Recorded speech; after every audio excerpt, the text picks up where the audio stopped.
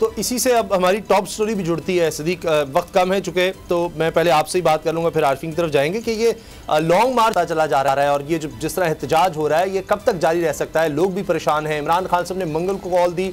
Long मार्च में इतना हमें मसला इसलिए नहीं नजर आ रहा था कि आगे जिस तरह बढ़ता जा रहा था तो बाकी जगहों पर रास्ता फिर भी क्लियर था। अब मंगल के बाद बुध के बाद जुमेरात, और भी मैं देख रहा था कि असद उमर साहब तो जुम्मे का रोज़ कह रहे हैं जी फैसलाबाद से मैं लीड करूँगा। तो ये सदीकन इसकी डिले की क्या वजह है कि इमरान खान साहब जब तक पूरी तरह से सेहतियाब होकर नहीं आ जाते, लगता है कि बाकी लीडरशिप में वो सलाहियत नहीं है कि इस लॉन्ग मार्च को उस तरह लीड कर सके? देखिए, लॉन्ग मार्च तो अब ये फैसला हो गया कि लॉन्ग मार्च में चलना है और इमरान खान के बगैर चलना है। इमरान खान इसमें नहीं होंगे।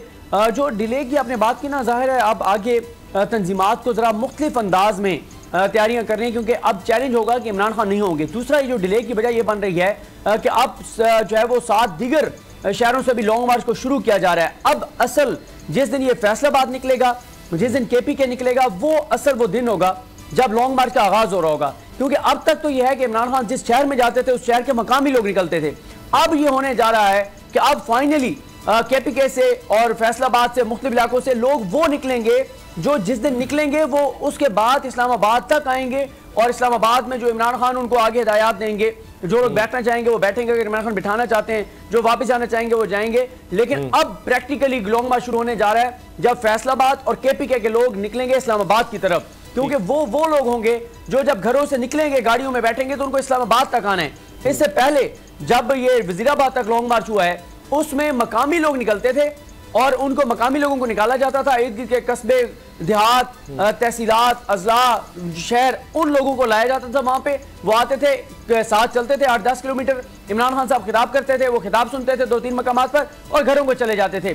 अब चीजें उसामा गाजी साहब कल से बहुत कॉम्प्लिकेटेड होने जा रही हैं, क्योंकि जैसे मैंने आपको बताया, अगर इस वक्त जो मुख्तलिफ जगहों पर लोग निकले हुए, अगर ये धरनों में तब्दील हो जाता है तो इस्लामाबाद, प्रैक्टिकली इस्लामाबाद का रास्ता जो है वो इस वक्त रावलपिंडी इस्लामाबाद की अगर हम बात करें, एक सिर्फ ऐसा रास्ता है जो रावलपिंडी और इस्लामाबाद को मिला रहा है, बाकी सब बंद हो चुके हैं।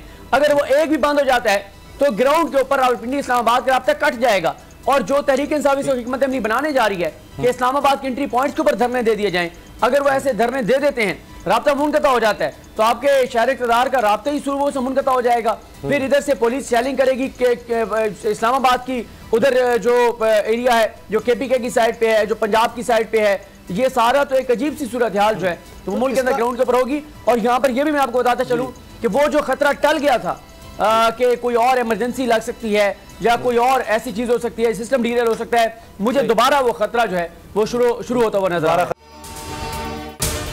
अगर आपको ये वीडियो पसंद आई है तो हमारा चैनल सब्सक्राइब करें और बेल के बटन पर क्लिक करें। बहुत अच्छी कवरेज की है, ये मार्च की तो जबरदस्त कवरेज थी, बॉल की प्रॉब्लम सबसे बेस्ट थी। सबसे ज्यादा रील्स और सबसे ज्यादा रेटिंग के साथ बोल रहा नंबर 1। सब्सक्राइब करें और बेल दबाएं ताकि कोई खबर रह न जाए।